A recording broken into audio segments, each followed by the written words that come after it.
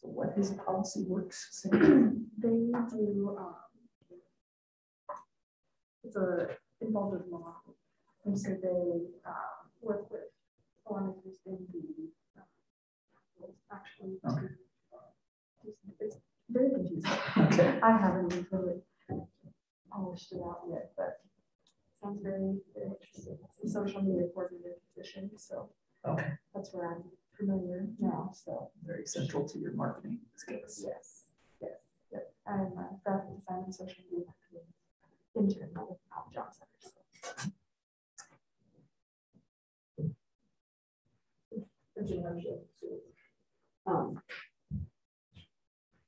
So maybe, Kevin, I might bring you back up, and as we do these pitch competitions, we have a little conversation about coaching students in pitching, and maybe some things you've learned in how to coach a student to pitch an idea, how to get them to be articulate, coach them through problem solving. We do a lot of this, but being able to take their technological concept and pare that down into some simple language that anybody could understand, as we always say, pitching to an 8th grader. So I don't know, maybe the story of somebody that has pitched that, I'm trying to think who I can think of. So I was going to ask, what are some of the memorable pitches that you've seen? So I think too, as we just had at 9 o'clock, we had coffee conversations with Michael Hanstead, who is the founder of Dead Barbecue Sauce. And I remember his first pitch, which was very unclear, selling barbecue sauce in a very saturated market and how you do that. And it was really interesting how we really dissected his pitch and really thought of the three to four main things he needed to communicate to his audience. In particular, how do you differentiate yourself in a market when you go into a Hy-Vee and there are 100 different types of barbecue sauce? And some things that I've learned with pitching students is that you have to back up, simplify your outline, know what those key points are, as opposed to memorizing a pitch and try to move from, if you forget, if you stumble, how do you get to a communication that you know in your head, here are the 4 or 5 things I need to tell the judges or the investor or whoever you're pitching to, and be able to pare that down. And I remember watching the process of Michael and his partner at the time, writing out the script and trying to memorize it and forgetting it, and then moving to getting so passionate about what they were selling, why it was better and different. And then you can watch a student transform. So practice makes a huge difference. The students today that you're hearing have had 24 hours to prepare, but most of them have probably done this before and have learned those lessons of how do you really you boil down your message in a way that is passionate. We talk to them about how do you start. You can start with identifying a problem and what is the solution to have that. You can use data.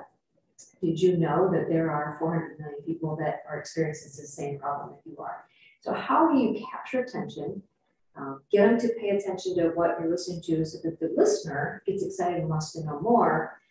But I always tell students, when you get to the end of your pitch, if the person has a lot of questions and doesn't quite understand it, you probably need to work on your pitch. What you want is for people to say, oh my gosh, that's brilliant. And yes, I want to buy one of these when we have it ready. And so maybe if you've got some examples on how you coach students and I think your microphone will work right there. Yeah, I mean, I think it's, come up and be on camera. No, it's fine. Okay. Yeah, it's a good question because it is hard to do when you get 2 minutes to do something. It's just such an enormous constraint, but I think it's ultimately about storytelling. So I'm still trying to figure out how to coach storytelling, even though I think I'm fair at it myself. But it's been some years ago, but in one of the pitches in my class that I still remember, there was a student named Aaron McLean. And so he started his pitch, and Judy, you mentioned, describing the problem, because if you get your audience to buy into wanting to help you solve the problem, it's whatever the solution is, it will just clink into place without even having to describe it. And so he described it in 2008 when there was bad flood in Iowa, well, all over the Midwest. It was really terrible. That he was helping in Southeast Iowa, near he was from, shore up a levee. And so he was driving a 4-wheeler, and there were people filling sandbags and people putting those on the back of sandbags. And suddenly a massive alarm went off, which is the alarm that the levee had broken, and they needed to get to high ground. And so I'm already blowing it. Anyway, he very concisely told that story in a wall of water, chasing these people who were driving these four-wheelers and vehicles until they got to higher ground. And of course, I knew he didn't die because he was standing in front of us, but he told the story in a compelling way so that you're really wondering if there's going to be death and destruction at the end, and there was destruction for sure, but everybody was okay. But his idea was, and he had an analogy for it as well. So analogies, metaphors can help with pitching as well.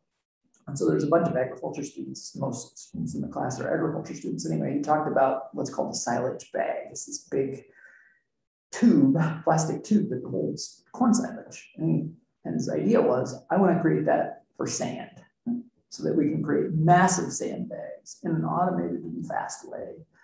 You know, and just very quickly you understood, it's like, okay, maybe that would have saved the levee instead of filling by hand these small sandbags. So I think storytelling, a compelling problem. I remember a student that you met, and I'm not going to remember his last name, Cliff.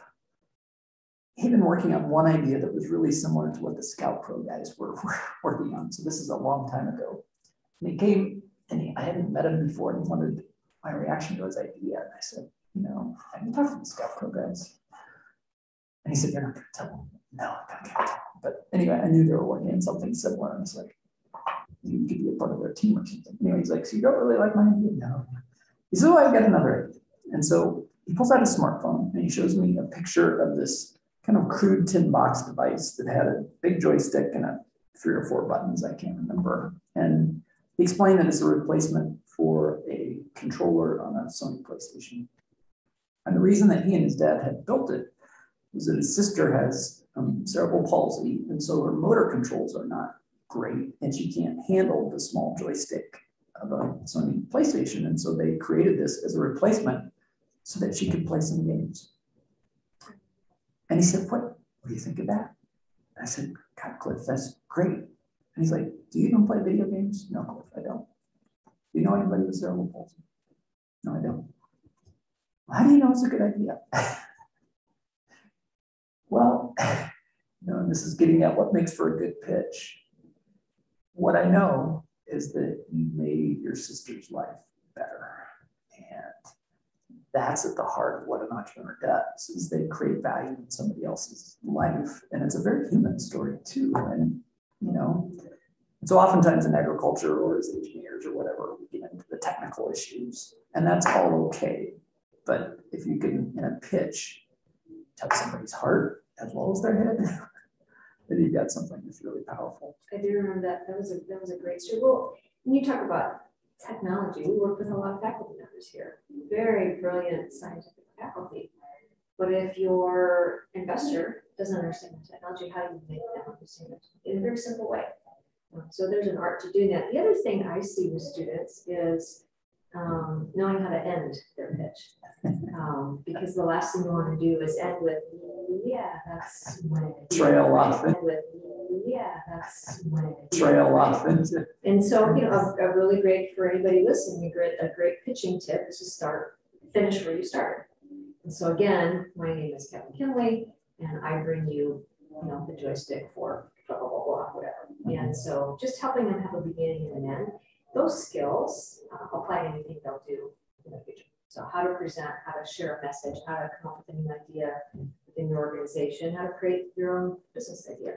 So there is an art to pitching that I say, if anything else, learning how to pitch, knowing what your story is, practicing it enough so that that story comes from your heart, not from your note card or from your outline. Let me see if our next picture is ready to go, and we'll bring on the next person to wow you. Let's see.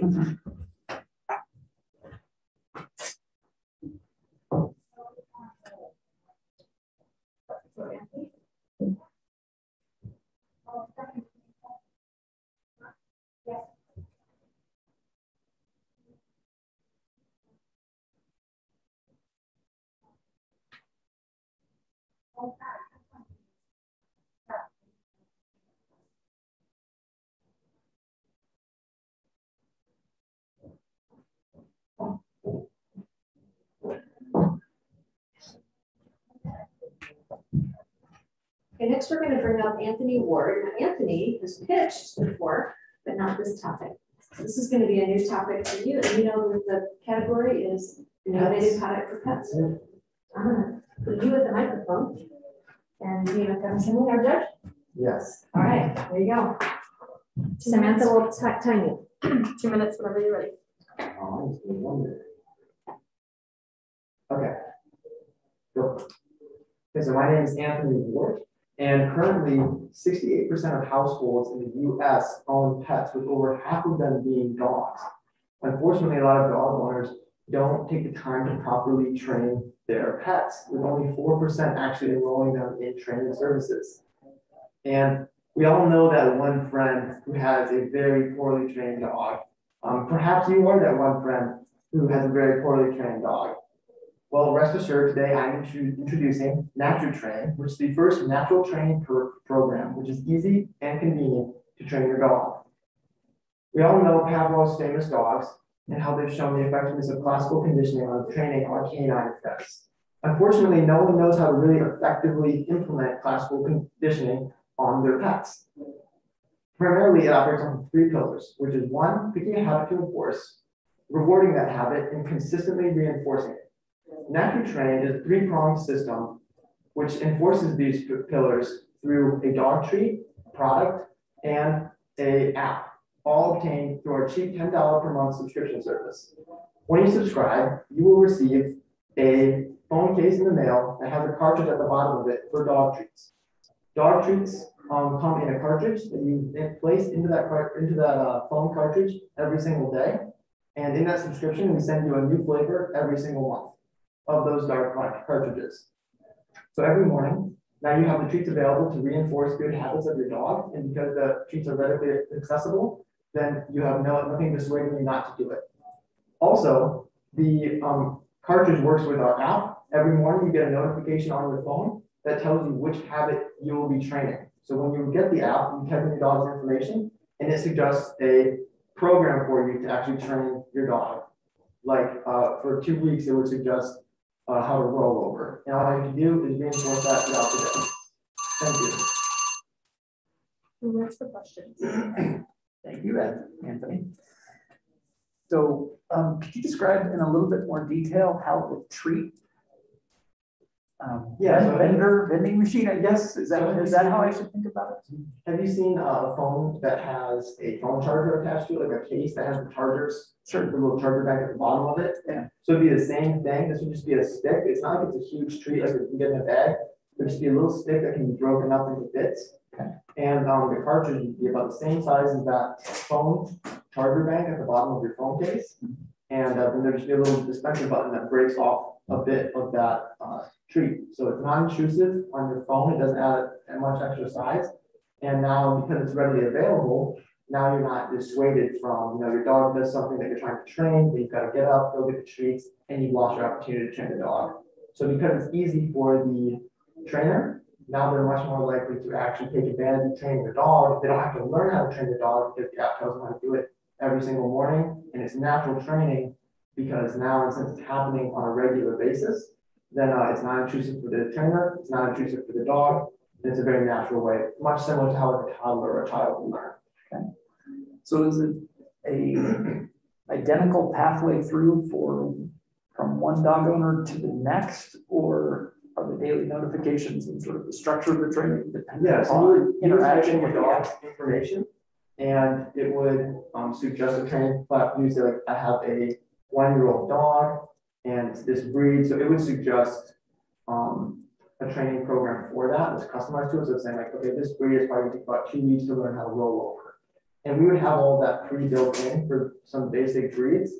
And then we would use machine learning to actually make the program more robust over time. So basically, as more owners input the dog's information and they check off that, maybe a German Shepherd on average takes 2 weeks to learn to roll over, whereas a Shih Tzu takes 1 week. So now, when we suggest a training program for your dog, we use machine learning to automatically, the algorithms get better and better over time. Well, I know this business idea is probably hours old, but have you thought about subscription price and sort of the financials of what that might look like? Yeah, so the dog treats would be super cheap. My dad actually works for a pet food company, so I've seen some of those prices. And $10 a month would more than cover treats for the month, especially because they're just a little stick and you're just putting one in per day. And then that would pay off. So the dog treats, that would feel like what you're getting for the subscription, and it would be new flavors each month, which would be really low overhead for us. But more importantly, is that would fund the development of the app, which would be the real proprietary technology. And how long do you think it takes to develop that software? I think you would start off with just a niche target of users, so whatever the largest breeds are and the most common traits. And you could develop that, I would say, in a couple of months. Okay. And then you would grow it from there. What do you think are some of the most challenging issues there are to train dogs? I think it's the time of the person training it. People are very busy, and justifying taking time to train a dog is hard. Good job, Anthony. Thank you very much.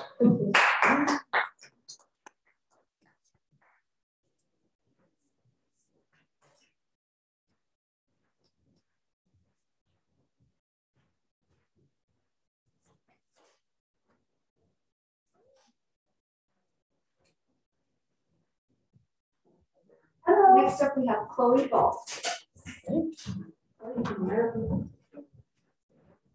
Sam will give you 2 minutes to pitch and then 2 minutes for Q&A. This is Kevin, your judge, and you may remove that. What's your last name, Chloe? Bald. Okay.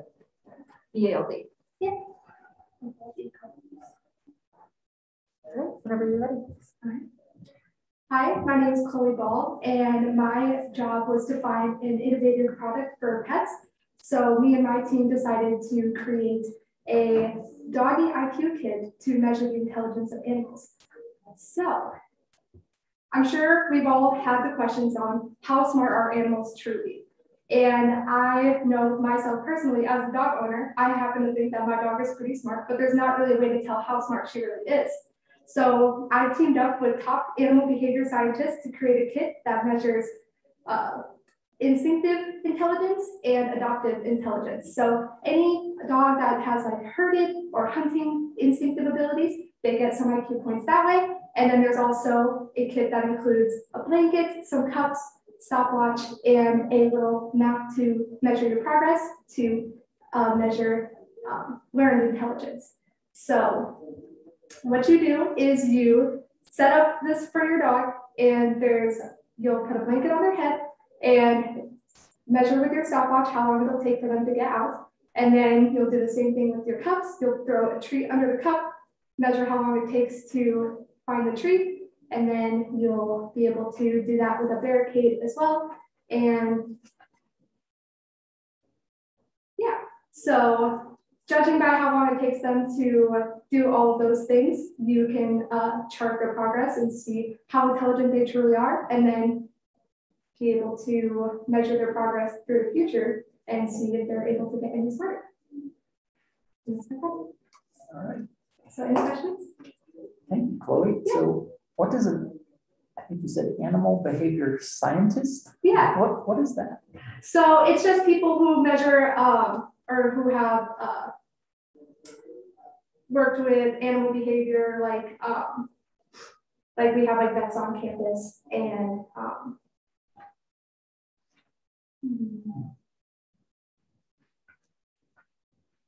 so has the IQ scale been developed, or is that part of what this business will have to do as well, have to develop it? Yep, so we're actually going to work on taking in data and then submitting that to the animal behavior scientists so that they are able to actually track further dog intelligence and see kind of progress with that there, because there isn't a set limit on how smart animals truly are, but we're hoping to be a part of figuring that out.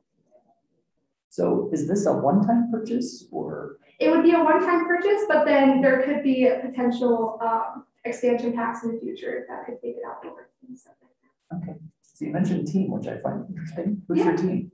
My team is actually here on campus. We have a vet clinic out, and they work with dogs, horses, cows, all of them. So just some people here on campus. Okay. So what does this look like over time? you mentioned a little bit about it. Can you describe to me in a little bit more detail what it looks like as people work with their dogs over time with some of this material? Yeah. Kind of program you send. Yeah. So we will have a website where people can submit pictures or videos of their dogs going through the courses there. And then we also plan on moving on to social media. So then having like top competitions that way. And as far as the potential for having expansion packs in the future, you know, like little kits that would include kind of little different puzzles and stuff for animals that can measure that progress. And did I understand right that there's two parts to doggy IQ? I think you said instinctive and oh yeah, and so there's adoptive. instinctive intelligence. So if you have like a pointer dog or like a herding dog, those types of things that can't necessarily be measured by our kid, but do factor into the dog's intelligence. So they will get kind of like bonus points, I guess you could say, if they have some of those. Sure. And so you work at the vet clinic? No, I'm just an entrepreneur, so Okay. this is just a kit that I'm working on. Okay, I was just trying to figure out how this relates to your own interest and experiences. Yeah, no, I just as a dog owner, I've always wondered how smart my dog truly is, so just developing a way to try to measure that. Our dog has been gone for a while, but the main question was not how smart, but how dumb she was. Yeah. Well, thank you very much. Thank you, Chloe. Very creative. Thank you. You're not just an entrepreneur, you are. Oh, thank you. So that will wrap up the pitches for this hour. So we will, oh, no, got one more. No, it's not the Oh, we need to announce the winner. So do you need a couple minutes to think about it? No. So I'll have you come up to the camera then, Kevin. Okay. And the winner will get $100 for this hour. And then we also want to celebrate agricultural entrepreneurship because it's been the leader on our campus for many, many years on how to do it within the college. And we love partnering with you. So thank you. Well, now it's wonderful to be joined by other programs. It is. We were the only ones for it. It is. It's awesome. Well, first, thank you to Isaac and Anthony and Chloe. Everybody was very creative. Everybody has really good pitching skills as well. With very little time to prepare. But I will give the nod to Anthony Ward for Natchez training. His pitch was well prepared. He had statistics that seemed reasonable. I didn't Google to check them out as yet. He was really starting to form up some of the aspects and features of the business, not only having software, but thinking about it having machine learning capabilities and what that might take, thinking about the physical kind of features of the product of the dispenser for dog treats. He did a good job trying to pull in credibility where he could. So I think in particular, this example of saying my dad works for a company that manufactures dog food. So anyway, if you can meet your parents or whatever connection to bring yourself credibility, that helps as well. So anyway, congratulations to Anthony, but also congratulations to Isaac and to Chloe for putting in really good pitches.